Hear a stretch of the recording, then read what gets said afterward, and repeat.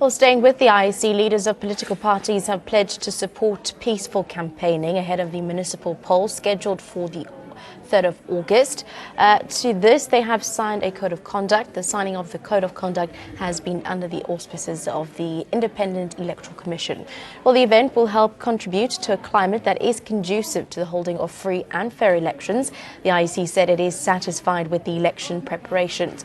It has ensured a heavy deployment where there are many voters. Taking note of the violence in Tshwane, the IEC says it cannot sit back and ignore the issues of unacceptable conduct. The IEC said it has noted a large amount of violence and intimidation that has been taking place ahead of the elections in the last 48 hours.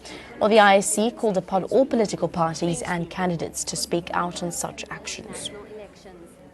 We entreat every voter in this country, every citizen, every political party and their supporter to work hand in hand with us to make this an election that will not only be one that will strengthen our democracy, but to ensure that it will be one where all of us will be proud. We should condemn any shameful act that can lead to our elections being marred. We established 22,612 voting districts across the country and registered 26.3 million people who are on the voters' roll at the moment. We have held 2 registration weekends and yielded more than 6.6 million voters who gave us their particularities and updated their addresses. And of these, more than 1.3 million were new voters. For the first time in municipal elections, we exceeded any form of contact we had made with voters in registration weekends. We were challenged to increase the enrollment of the youth on the voters' roll and registered more than 80% of the people that we had in those registration weekends coming from youth groupings. MAC for Rural Development in Gauteng, Paul Mashatile, on behalf of Premier David Makhura, says the whole of Gauteng would like to host elections on the 3rd of August. He also said he wishes the elections are free and fair.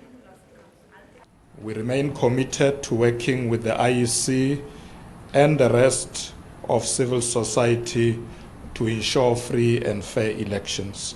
We will pull all stops to ensure that our country continues to be a beacon of democracy, not only by holding regular elections, but by ensuring free and fair elections. We must not allow internal party political challenges to spill into the work that the IEC is leading, such that the IEC must continue to be that body which has integrity and remain the custodian in which our people can trust. We urge political parties that as they go on campaigning, not to incite any violence, but ensure that our people are also taught the importance of democracy. More importantly, that they are allowed to exercise their democratic right freely and fairly.